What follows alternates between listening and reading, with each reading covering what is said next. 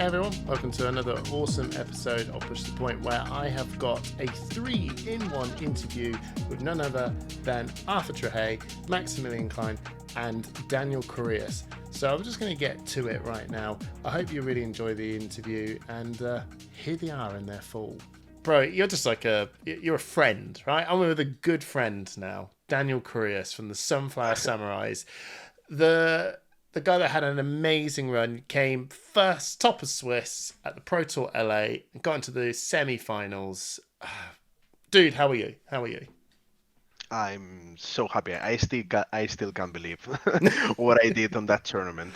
Has been Amazing. a really long run since I started playing. At the beginning of the game, I did really good results. I did top four in the calling in New Jersey, Yes. the one that Pablo won Yeah. with the same deck. Yeah, I did top four in the calling. Then we won the team trios calling, and then I did like top eight in battle hunt and something like that, but I didn't have such a good result as I have now. So there's With a discussion, isn't there, around who's the best team in the world? And, well, we've got the Sunflower Samurais. Please don't go Dimnas. Please. We're not going to go there. We're not going to go there. Right. So I've been asking everyone else this, so I'll ask this to you as well. How was the atmosphere for the Pro Tour for you? So you've walked in, you got in there for the first time. It could be, the players' meeting, or even day one of Pro Tour. How was the atmosphere for you? First of all, it's like we have been in the World Championship twice and in almost every Pro Tour. Yeah. So for us, it's like a ritual to be there in the Thursday, in the player reception. Watching the new heroes it was really exciting for us because we also love Japan, and as soon as they said that the World Championship will be in Osaka, we were just chilling. It's Yeah. like, oh, we will be there in Japan. We Oh, won't we won't go for the release in Tokyo, but we will go for Osaka for sure. awesome. Or at least we'll try. That was really exciting. And also for the Pro Tour by itself, the tournament, I felt really relaxed during the tournament. There's something I'm really proud that I improved my mental during the tournament. Mm-hmm. I believe I stayed really relaxed and I was on the stream several times. And I believe I showed that I kept relaxing and just enjoying the moment. Yeah, Uh, I in, saw in my that. head, in my head, there it wasn't the money, it wasn't the price. It was more the experience to be there, and I really enjoyed it. And all my team was there with me, and yelling. I know the Spanish community sent me messages, people on Discord, so it was really exciting. I Uh, was I was in a bubble. I was flying in the tournament. It was, you could tell. I could just see the enjoyment you were having. Was that largely down to were you feeling really prepared for this event? Uh, it's I we have like we don't decide the decks 1 week before the tournament. Right. That's all way to do this. So we were all what day do we play? Only Usagi had locked in a deck. Yeah. My intention at the beginning was playing Azelia, but a few players just meet on Wednesday, and I was playing a few games with Mansant. Mm-hmm. I thought I had an auto win with Azalea against Levia, and he did me a 3-0. So I was completely kicked off of playing Azalea. The sensations felt terrible, Yeah. and also I had like two more choices. I had KO and Reiner. Uh, my head told me to play Reiner. Excuse me, it told me to play KO because it was the best deck. Because of the high raw potential and the raw power of the deck. Yeah. But something in my heart told me play Reiner, please. Yeah. And also watching Pablo deciding to play Reiner making me feel really jealous. So I decided to play KO in the last hour before the deadline. And also I changed one card of my deck 3 minutes before the deadline. Okay. What was it? I decided to remove the reckless swing. Uh, Oh, I okay. I it was a spicy decision. I tested a lot to play the deck without reckless swing, and I played one single blue on that spot just to track that what happens if I play cast bones and I reveal six, and there was the pound town, the single pound town I'm running. Yeah. I was like, okay, if this is a reckless swing, I'm fucked up because I only have 5 mites, I don't have the go again. So I lower in the power of my turn. And I saw that this happened several times during my testing. I don't really know if it's a good or a bad decision to remove Reckless Swim, but I felt like it was the right decision at that point. Fair enough. I Fair did enough. it. So, okay, I guess you kind of did some into this question. Why did you choose KO as your hero? Obviously, because of Mansand, Yeah. first of all, Yeah. to cross me with Levia to my SLA, Yeah. and then because I think it's the deck with the best raw power. Yeah. In previous tournaments, when I played, for example, the Pro Tour Baltimore, Mm-hmm. I played Encelea instead of Lexi because I thought it was a best meta call.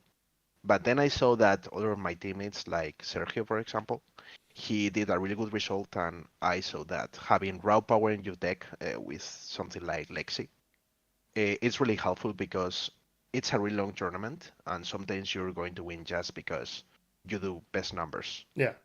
So I think it's in a if you have to play 8 rounds on CC, maybe 1 or 2 you will win it just because scab skins or because things like that. Yeah. And you will lose some of those games for that reason. So Yeah. I think it's really worth it to play these kind of decks. No, That's true. 100%, 100%, 100%. So, another question. What was a highlight moment of your journey in Pro Tour? Now, I've asked this to Max. I've asked this to Arthur. You all made the top 8. So, we all know that getting into the top 8 was an absolute highlight moment. Is there anything sort of else around on that journey that was just like quite special? In the journey, many things happened during the journey. I mean, I shared this experience with amazing people, not only from the Sunflower Samurais.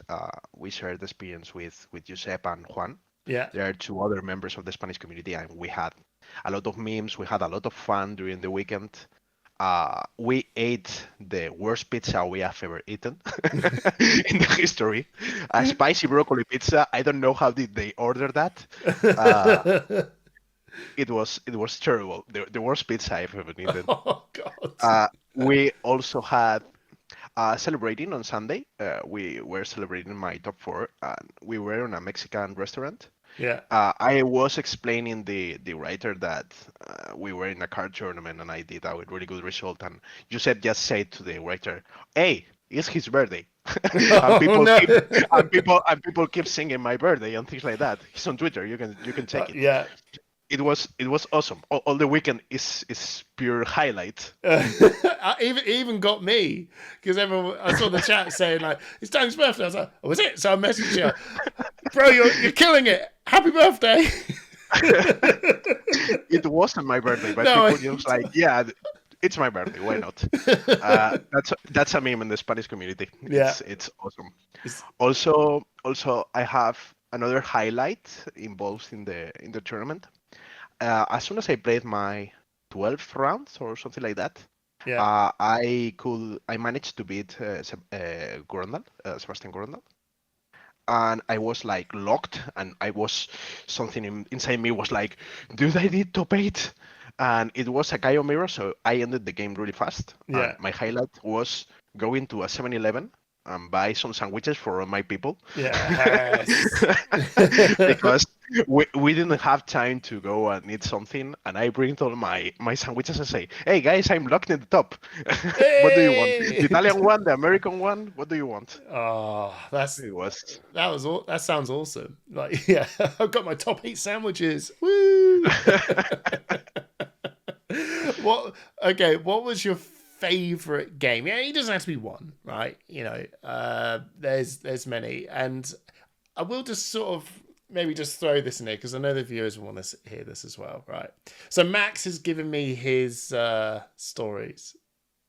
yeah. So Matt, I'd like to hear your points as well. But what was your favorite games? I have a lot of memorable moments, Yeah. but I believe that my favorite one was when I was in the last round. I sit down on table 1, and Ian Thanks come to my table and say, "Hey, hello."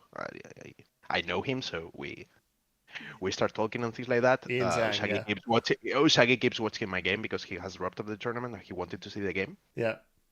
And he said, "Hey, what is your score?" I was like, "Yeah, I'm 11-1 at this, 10-1 or 11-1 at this point."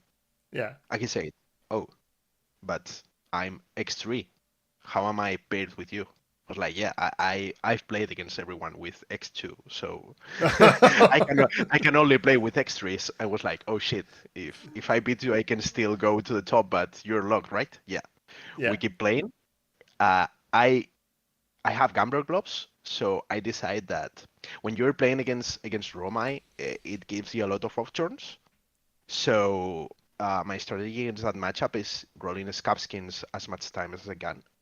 You during the Tariq Patel during the Tariq Patel line Yeah. using scab skins every turn with gambler gloves. I rolled the scab skins 8 times during the game. I had 4 ones, three two threes, and one two action dice roll. So I was absolutely smashed by Ian. Absolutely smashed. I couldn't do a thing during the game. Fair. I was like, oh, I'm still the first one on the Swiss, so I don't care at this point. Yeah. And then I was really sad about Ian because he beat me and he ended like ninth. Oh no, I He know. I didn't saw pass the that. cut. So I was so sad. Obviously, I played my best during the game. I was so freaking unlucky with the dice rolls. It's the only game during the tournament that I did this strategy of rolling a lot of dice rolls, and it was terrible. So There you go. Right. be ready to lose some games if you do that. I mean, it was a wild moment seeing Ian Zhang get ninth, and you know, talking a lot more about your, you had to roll all those dice as well, and there is a post I guess on that Tariq Patel has put out. By the way, I know that it's all the interview is a little bit disjointed because I did Max's and Arthur's last week, and now we've got some more stuff, and we've managed to catch up with Daniel. Like, how much would the scab skin rolls like a big factor in your Pro Tour journey? Uh, it was relevant in one game, and it was on a stream when I was playing against Peter Ward. Yeah, I was second, and I had to roll the scabs because he had a cast bounce on turn one, and I was. If I didn't do that greedy play, I will just fall behind the game and I will lose. mm, So I saw the line. I was like, okay, I have to roll the scabs. During the rest of the tournament, I didn't roll the scab skills very much, even when I was first, but it was relevant on all my draw my matchups. I run the Gambler Globes in all of them. I played 3 games against Romai, yeah, 2 against the red line, so I didn't have to roll the scab skins very much. And against Ian, that was a terrible. And yeah, that's all. I didn't roll the scab skins during the tournament, fair, fair enough. just in those games. So we got the Max. See, there was another thing as well with the Max games. You versus Max. You had you said it in your interview as well, where you guys pair up in Draft Pod 1, and he takes the game, and then Mhm. you pair up again in Draft Pod 2, and you take the game. How was it that feeling when you're both in the semi-finals against Max again? You know, for the win. We can say we are friends because for some reason we always keep playing in tournaments. Maybe in side events, maybe in the main events, but we always play together. Yeah, And the first one when I played with against him in the first spot, it was uh, I feel really bad because I missed 2 Bearfangs on the decisive turn yeah, when I was just keeping all the pressure and winning the game, and I lost because of variance and shit happens is what it is. yeah, Then we played on the second on the last on the second pod, and I was the lucky guy that time. I could manage to do all the sequence perfectly, and I won. And the third one, he was on Dory, and I was really afraid of him because I knew he had the Pharaoh matchup. yeah, But I did my best during the game just to beat him. I knew it was a difficult decision. I remember the people from the staff asking me, "How do you feel about the matchup?" And I was, "Can I be purely sincere? I have never played against Axe Dory.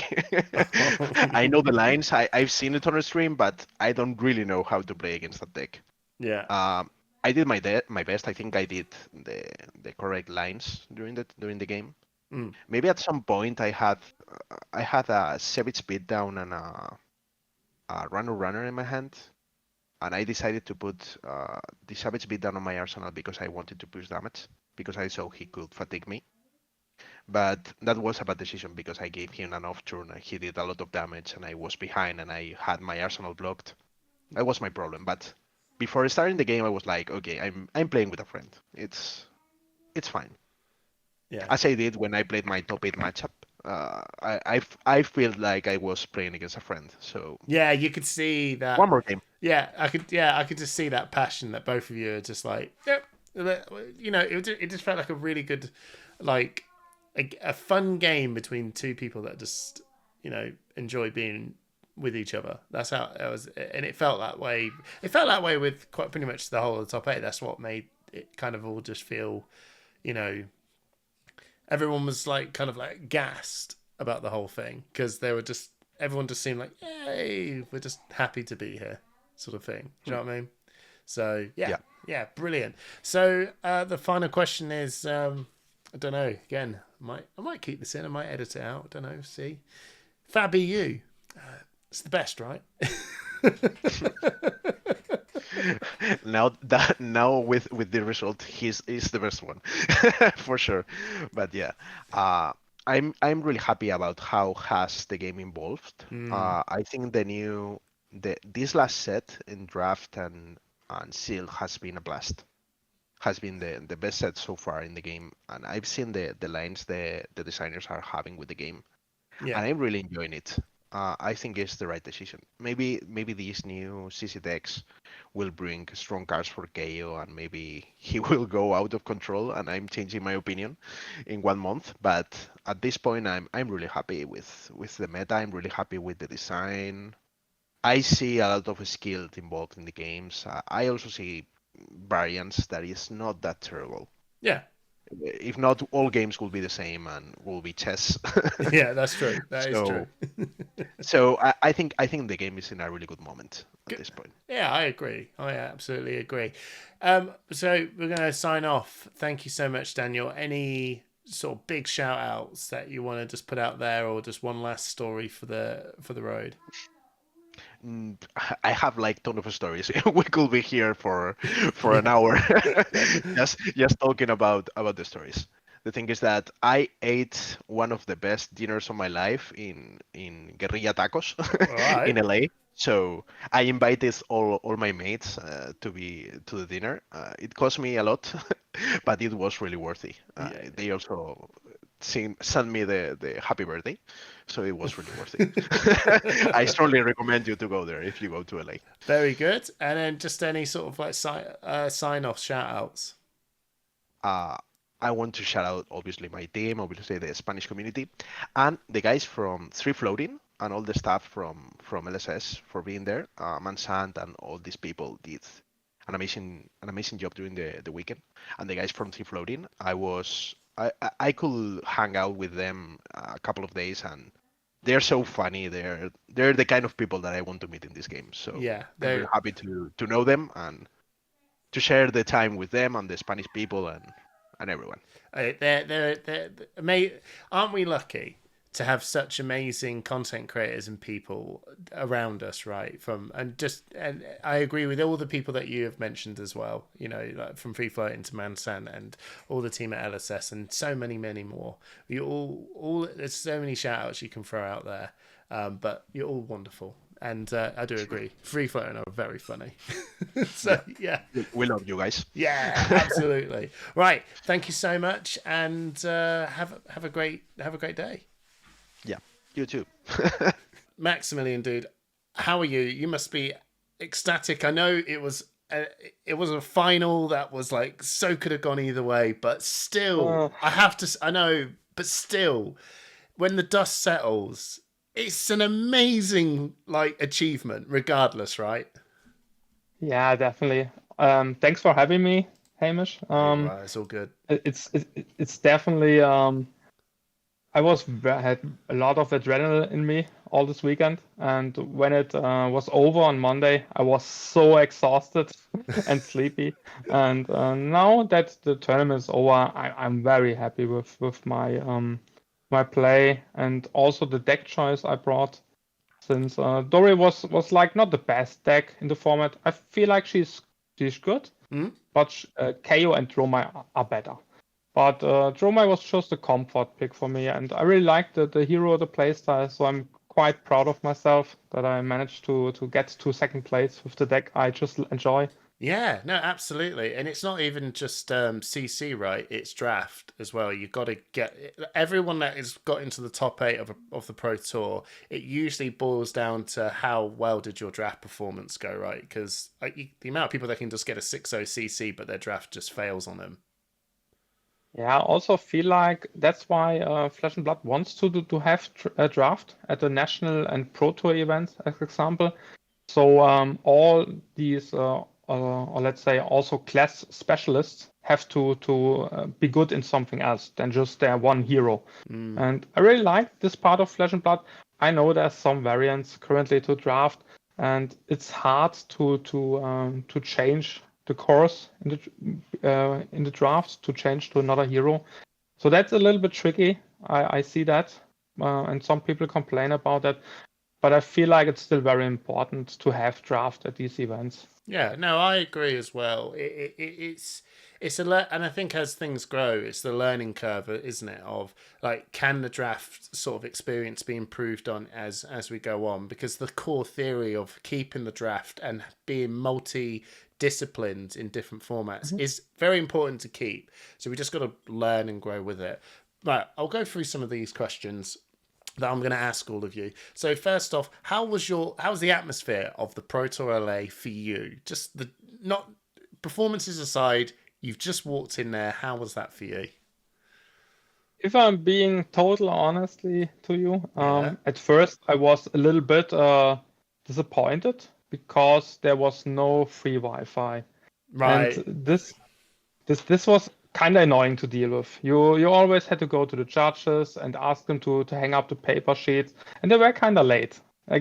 I say that. Right. So okay. I always had to go to the judges. So that was a little bit of a bummer, but quickly I adjusted and it was fine. Yeah. And then also the judges adjusted, and as the tournament goes on, the atmosphere was really improving. Also for me, of course. Once I got to the feature match area for the first time, it was a very cool feeling. Also the energy that Ethan is putting into the coverage, you could really feel he's doing his best to make a great coverage for the viewers at home. Oh no, all that team did an absolute fantastic job, and I wanted to get that as well because we can see what we can see from like the streaming perspective, but being in that venue, being around all these like amazing peers of the community as well, is that something that is just like like. The logistics side I get, sometimes when you start up with the logistics it can be like okay, but the actual just like feeling of it all there, how was it?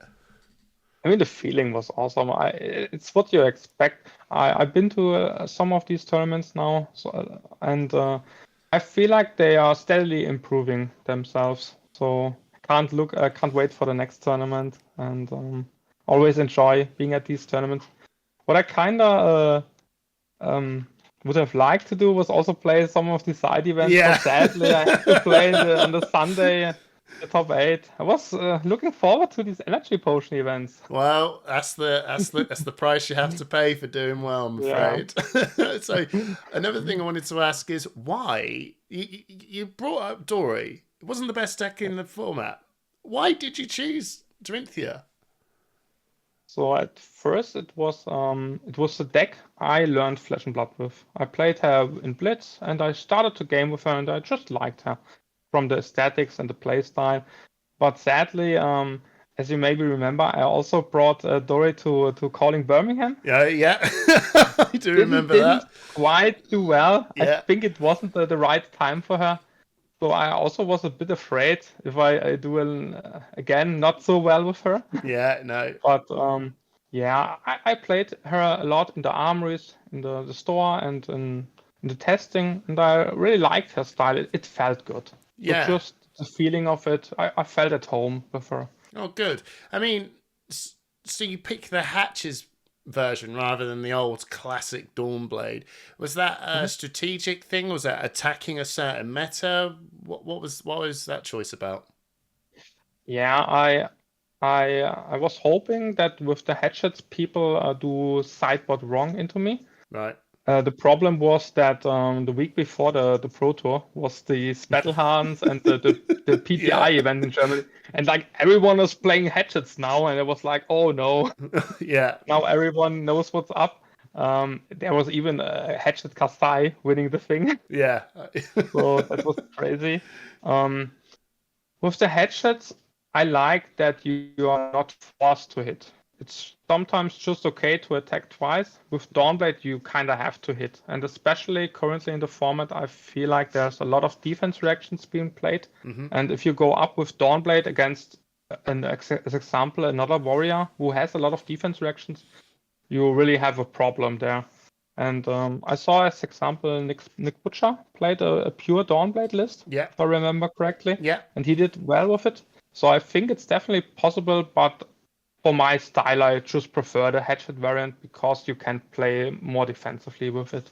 Okay. If you have to. No, that's that. It was really showcasing quite well, and even Joshua Lau brought the hatchets version as well, and Cody Williams from the Team Runaways. There was this thing going on, and I was just like, oh, okay. It actually just goes to show that this is where Dorinthia is becoming quite a tricky hero to work out. Like, because it's like 3, maybe 4 different builds, right? You got the Dawnblade, you got the Decimator Axe, and now you got this Hatchets deck. And then is this deck also mixing between these two? You kind of, it's like, which one are you sitting down with as it comes? And that's the strength of Dorinthia, right?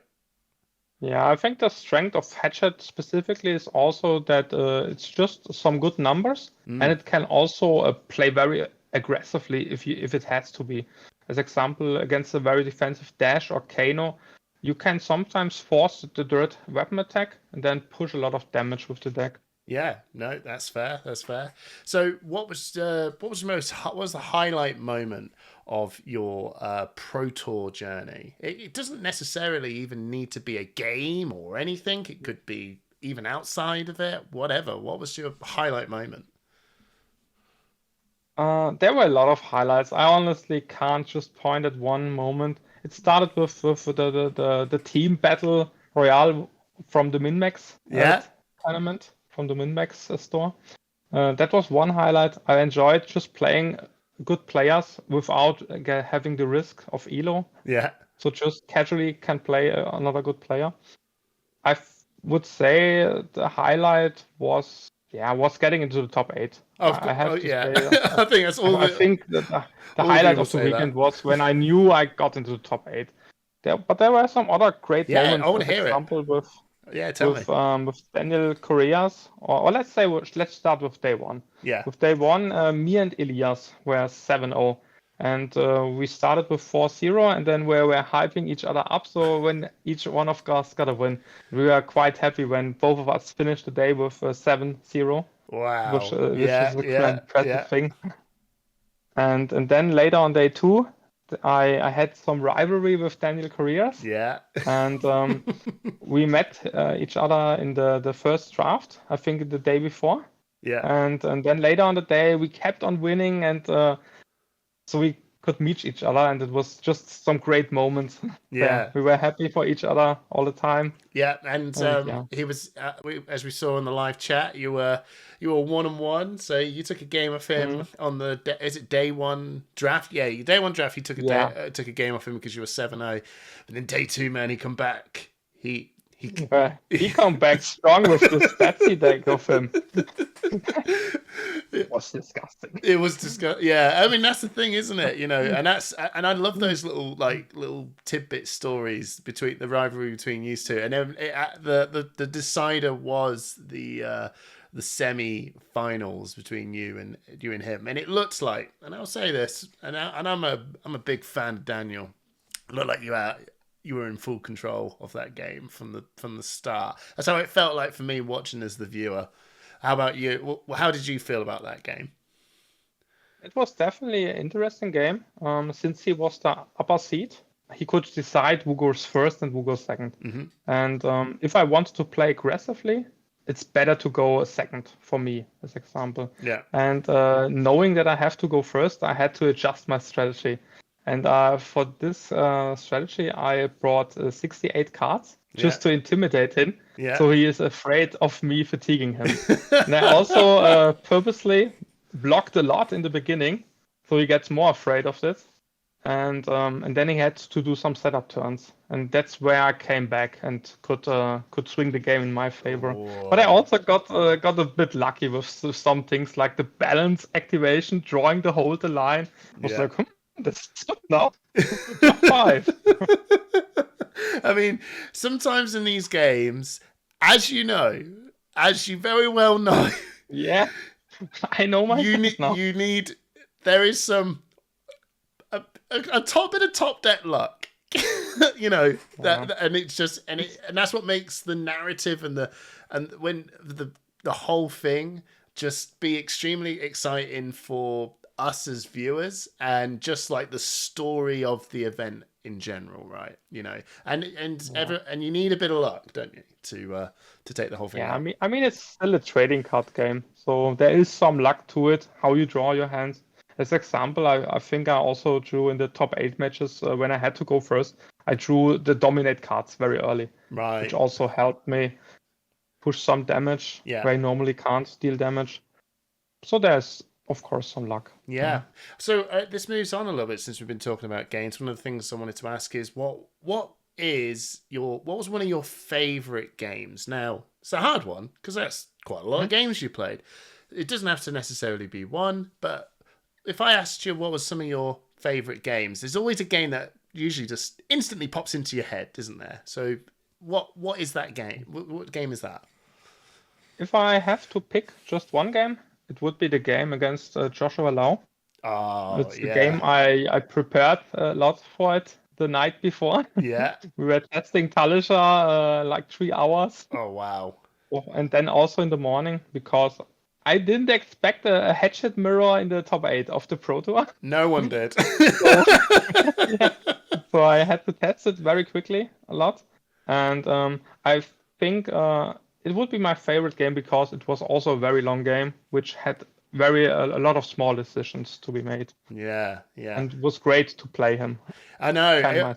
I saw the that both of you were just like talking like as if like even just like just friends in a way. Like, when you were just going, oh, you picked this card, we need to discuss why this card's like, and it was just it didn't feel like the tenseness. It just felt like two people who are passionately enjoy this hero, this play style, this game, just like, appreciating each other's work at the same time, trying to defeat the other person at the same time. It was quite special, actually. And it was a long game, I have to say. It was long. I did go off. I made some come back, and it was still going. But I knew the end was going to be like the bit, The most funny thing at this game was when the judges both sit down at the table, like the floor judges, to watch our games, and I was like, "You are in for a treat," and you were just coming. You're in for a long run. I mean, how with that sort of game as well? Like, is it quite tiring? Is it like, because near the early game to the mid game, like what was your plan? What is your strategy? Is it to fatigue? Is it like trying to like run out the threats? What is it? So in my testing, the game was very tempo based. The one who is attacking will usually keep attacking, and there's another person who is defending and tries to be as efficient as possible. Yeah. And at the start, the most important thing is always asking your opponent how many cards that they are playing. Mm-hmm. And I expected Josh Lau to actually bring near to 60 cards because he has a more aggressive main board. He can deal more damage or get more tempo with the lead with speed and the runner. He has more agility cards. And then he was like, "Oh, I'm playing 70 cards." And I was like, 70? And I brought the middle one. I was like, I think I had 65 cards to be safe against fatigue, but also not be too slow. Yeah. But when I knew he had more cards, and then I also noticed very quickly that he's defending a lot. So I had to make sure I get some extra cards from him. Yes. From defending. And Yeah. that was my plan. And I remember you saying on the interview the clutch moment was the time snap potion. Like that time snap potion was that big moment. And how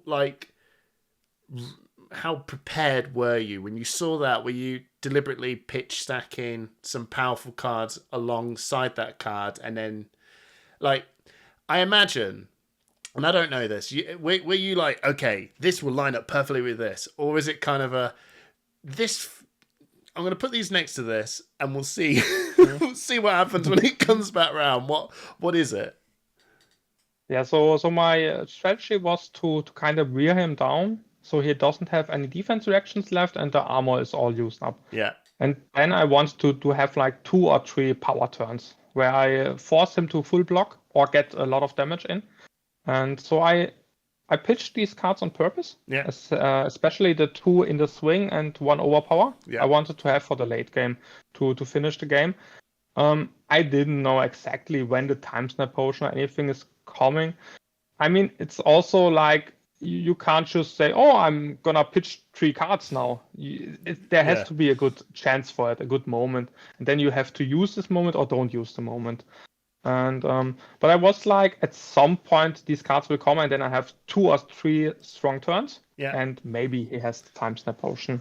But even if he wouldn't have it, it would have also been fine. I think if he didn't have the time snap potion, he would just full block there. Yeah. And then the next turn he can't block the reactions, I think. Yeah. No. We were showing the decks after it, so I was also telling him my plan, and he was showing me his plan. So yeah, no, that was quite an exciting game overall.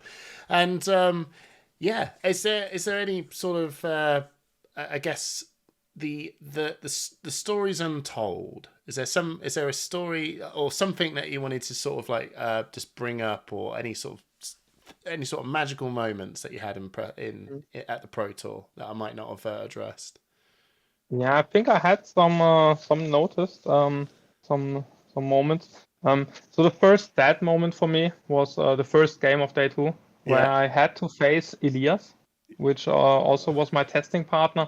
Yeah. So that was kind of a rough one, because one of us had to lose there and one could only advance. I think so. The greatest story of the tournament, or there's two stories, I would say. Go for it. For me, the greatest story was definitely the rivalry with Daniel. Yeah. Me beating him in the first day, then he beating me in the second day, and then we played again in the third day. Yeah. So and we were always happy if the other person could make it, and so it was exciting to see each of us did well. Yeah. Yeah. Absolutely. And, what's also, I think, interesting, what many people didn't know, I actually played Arthur before in round 11. Oh, okay. And, okay. Yeah, it was a nail biter, I can say, and there was no winner of this game, because we were also both F1 live in this game, and I had the tempo and tried to finish him off, but sadly I drew a full red hand and couldn't quite finish him. And then the time was called. Oh my! So wow. Okay, I did not know that. So it was left unconcluded. And then imagine, who would have known? It was see you in the final. I mean, it was really heated up, this game, also because Arthur was thinking that I would end his tournament with the draw. He didn't know that he still is in top 8 contention, let's say. Yeah. So he also asked me to give up, maybe, because he would win. But I was like, no, I can still win. Yeah. No. Since I had the tempo before. I wasn't sure, honestly. And maybe he could have won. I think there was a higher chance he would have won this game. But we played quickly, and there was just time called, so it was a draw. Happens, doesn't it? You know, it's one of those things, and especially when you're playing two kind of attrition-y sort of deck styles. Dorinthia, and they both have explosive turns, but they're also both vying for tempo and attrition. And if you're both dealing with that, you've got to eat into a lot of time to get to this moment, right? And sometimes these games just happen. Yeah, I mean, the matchup kind of forces me to clear all these dragons. It does that with everyone. Yeah, or at least the important ones. And I think that's just the part of playing Dromai, honestly. If you play a deck like this, the games go long. Yeah, that's true. That's just Dromai. And I will actually, I'll say this to everyone now. Dromai, I know she hasn't left, but let's be fair, let's be real. I did it on purpose. Yeah, of course. Yeah, there we go. Good boy. But she is going to go. So we're going to just talk about her out. How is that going to affect the meta? Is it going to do a huge effect, or is it just going to be, largely the same? What's your thoughts? I think a lot of people will be happy because, after all, she is an illusionist and she's annoying. Yeah. Yeah. Well, apart from the illusionist players, they'll hate it. They'll be sad to see it go. Sorry, I said that. Yeah, but like some decks just can't deal with the Ashwings.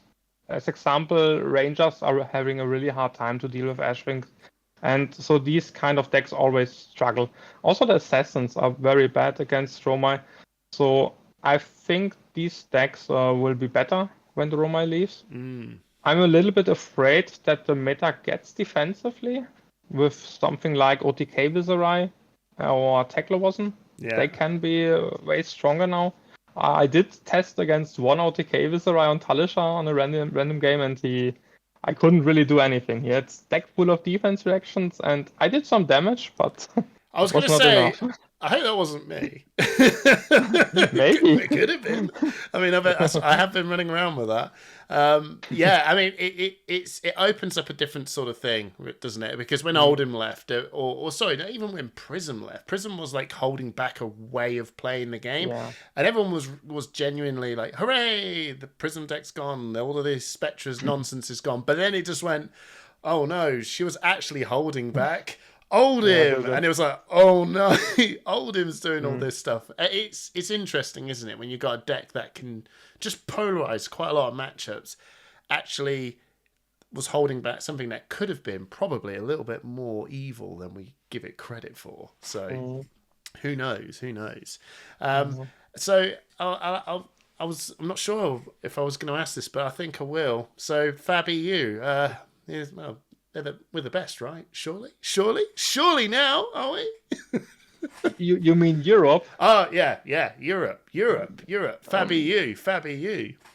Come on. Let me check. I think there were some ELO updates this morning. Yeah, go for it. Let's have a look. So, okay, let's see. Okay. So, looks like there's a lot of European players at the top now. Boom! No, there you go. I'm only winding you up. And I have to say, we are stirring the pot here. Americans, or just the North Americans and the APAC region, they're super strong, right? I mean, Hong Kong, Team Blue Pitch are absolutely menaces, right? When you see them play, they are really, really, really strong. Nick Butcher and Matt Rogers as well were just doing a massive job for the New Zealand and Australian area as well. And Americans, I mean, bro, they are amazing players. But EU, I was going to say, it's the 3 Pro Tours and a World Championship. Just saying. Yeah.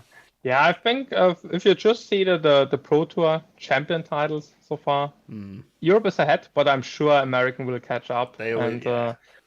With the ELO system, I was kidding. Yeah. I know the ELO system is very swingy. Yeah, it is. But hey, there we go. That means we've got something to lose for Pro Tour Amsterdam, right? When you're on top, or you got more to lose. Yeah, Daniel was actually tweeting out here. He's looking forward to be a ELO Pinata at the ProQuest he's playing. I found that quite funny. That is good. That is good. Right. Thank you so much, Max, for taking the time to just give us a little bit of a snippet of your Pro Tour journey. Is there anything you want to do a shout out before we go? Let me see.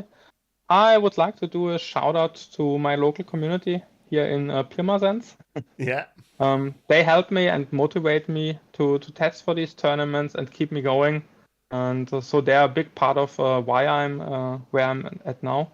And also a shout out to my new testing team, Value Vampires. I just started testing with them quickly before the Pro Tour, but they really helped me to also prepare me for the Dory Mirror matchup.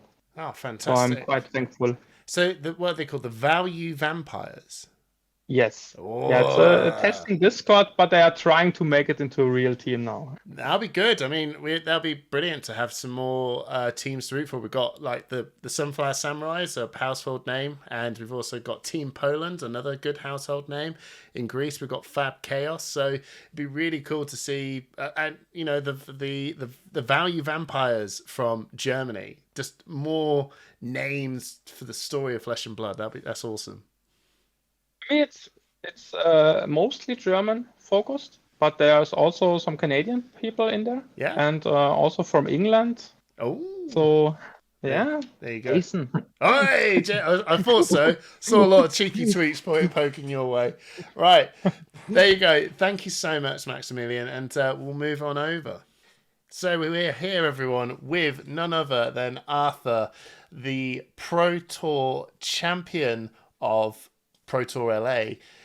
I will say this, it sounds like a pretty silly question, but how does it feel to be a Pro Tour champion of Flesh and Blood?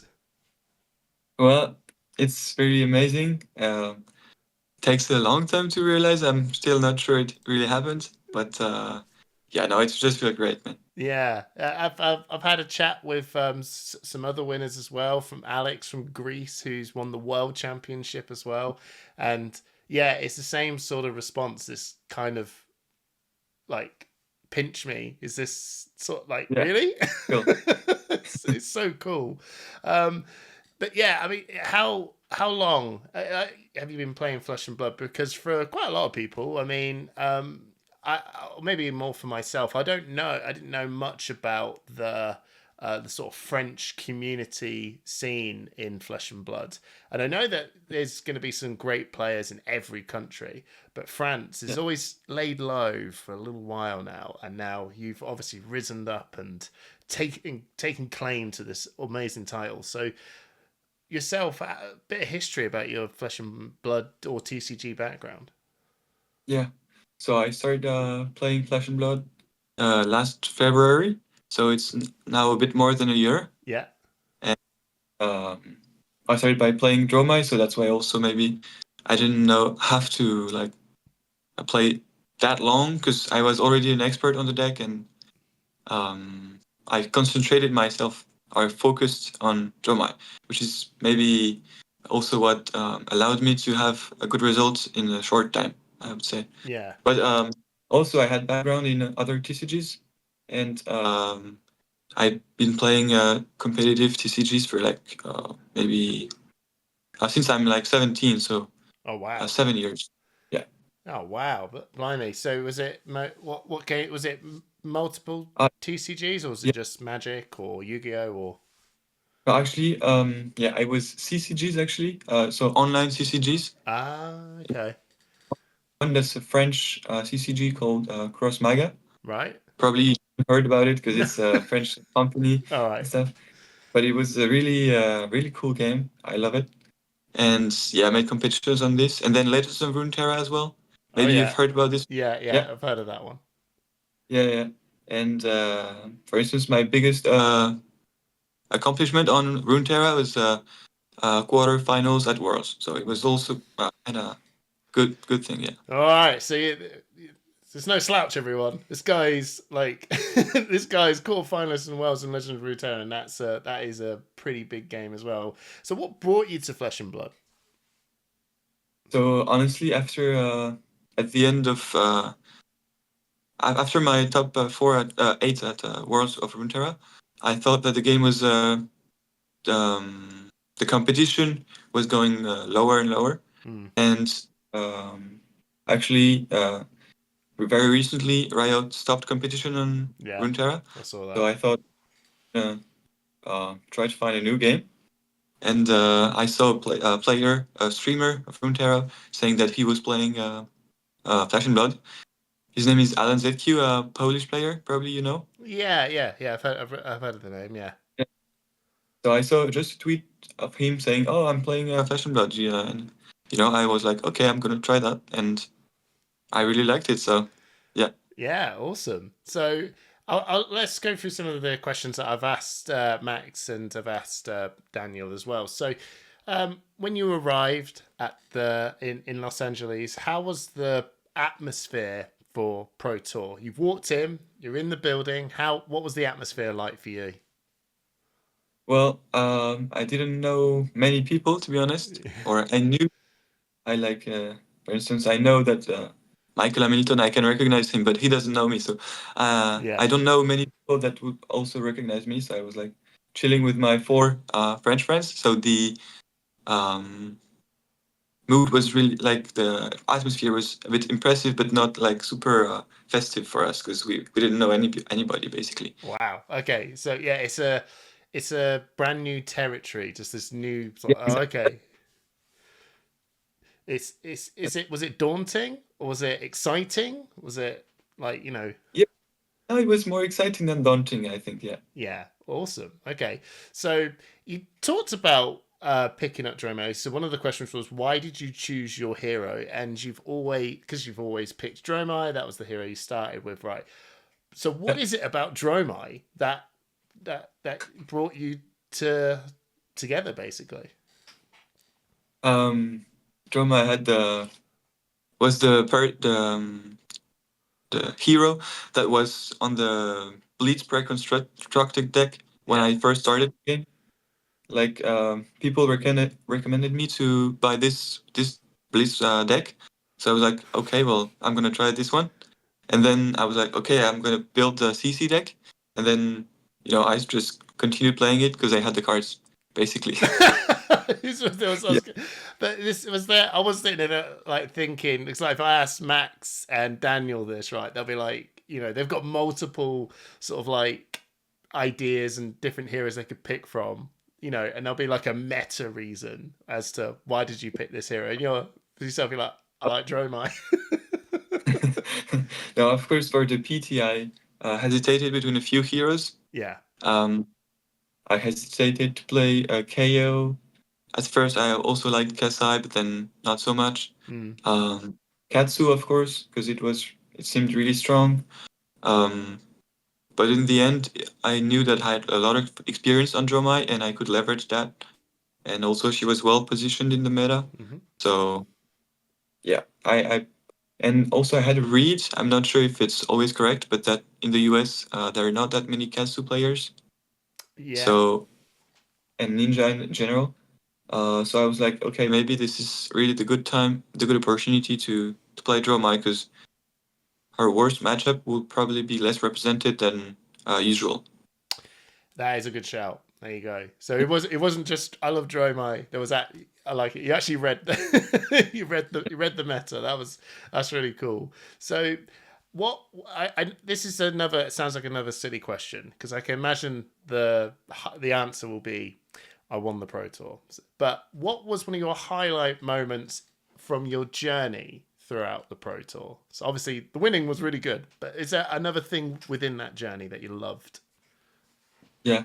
I would say I loved playing. I played a game against Michael, who is like such a legend, of course, and I really enjoyed that. I was just happy to be there, Yeah. Michael Hamilton. Yeah. Oh, Michael! I was going to say there's Michael Feng and there's Michael Hamilton.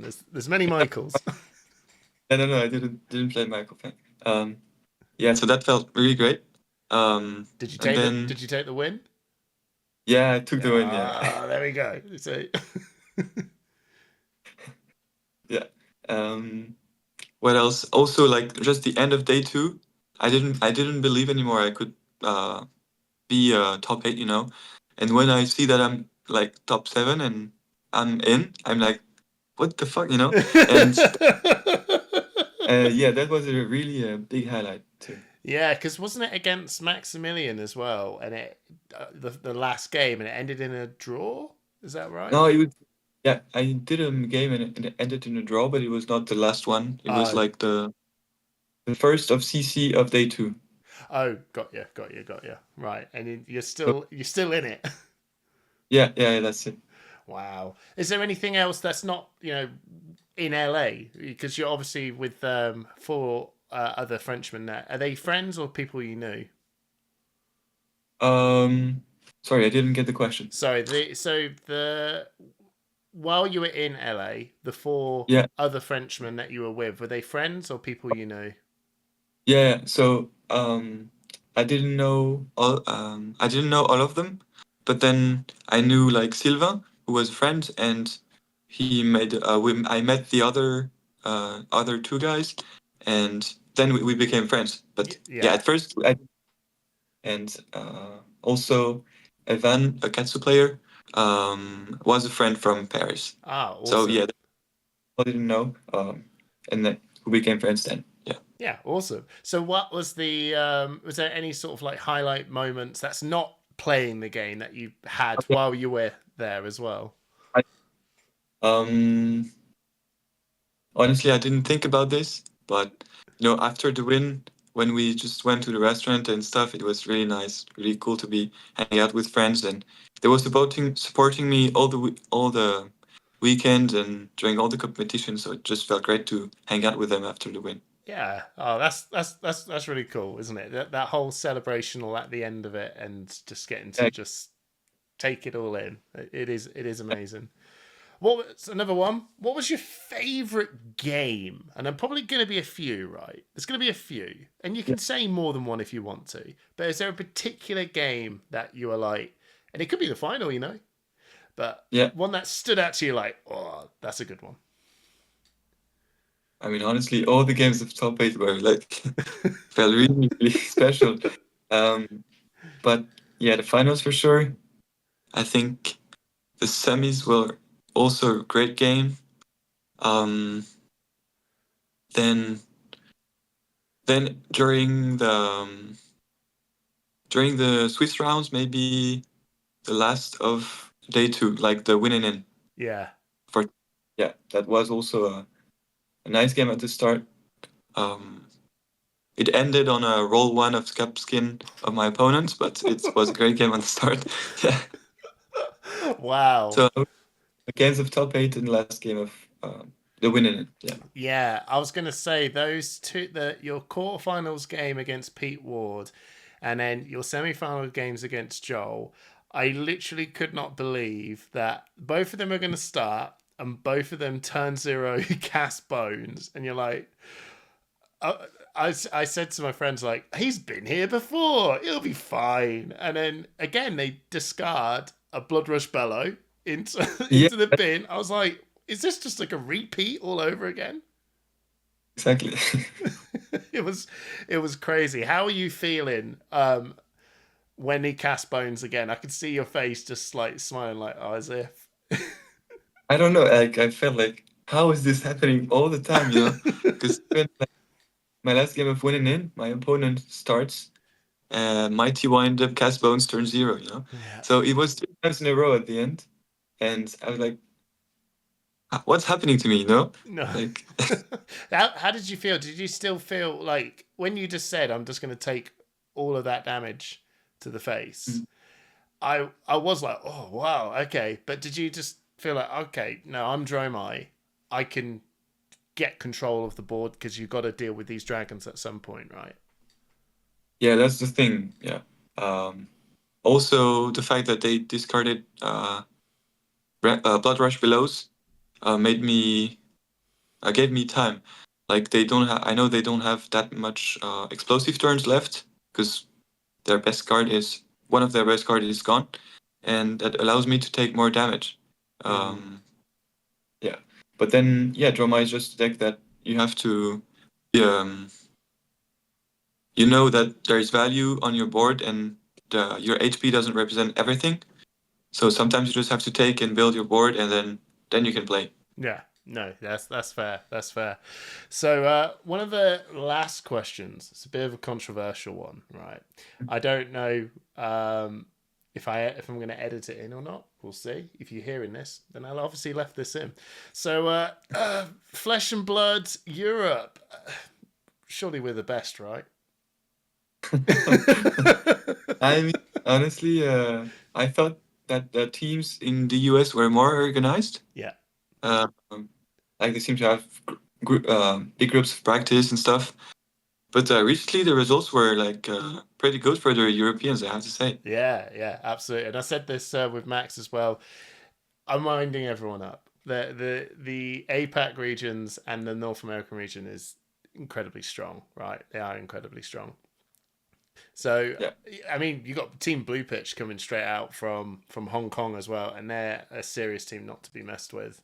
And yeah, you got the Runaways and what else is there? The Wolf Pack and all that. So the Americans, yeah, they're incredibly good. And as well, like you said, you brought up Michael Hamilton, and these Americans have some amazing peers that are like incredibly good players.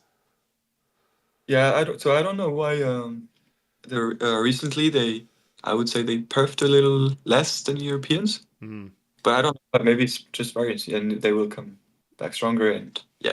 Then 2 tournaments we will be like, oh, the US are so strong. Then I don't know. Oh, they'll love it when they get that win. You never know. It's Pro Tour Amsterdam.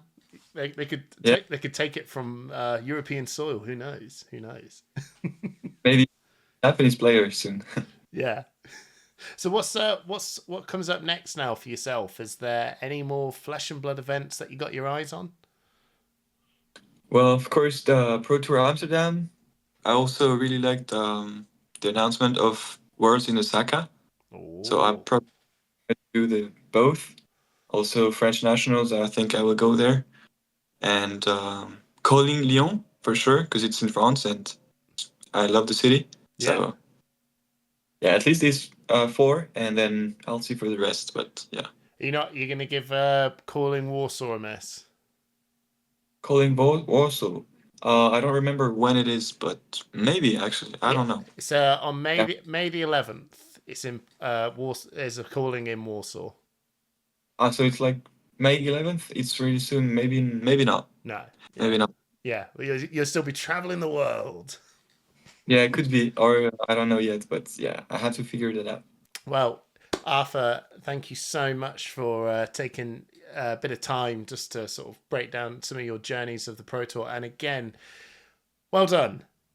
Absolutely amazing. You are in the history books of Pro Tour champions. You have now got the coveted Dromai Champions Pro Tour card. Have you kept it? Yeah. Did someone come running up to you and say, I'll give you loads of money for it? Not yet. I have kept it. Oh, yeah, that's good. That's cool. Yeah. Yeah, but right now it's in Paris. Like my friends who were with me brought it back in Paris because I wouldn't be able to travel with it. Yeah. Would be so scared of losing it. Yeah, just put it in your pocket. I don't do that. Yeah. Sure. But yeah, thanks a lot for the invitation. It's really nice. No, thank you so much. Take care.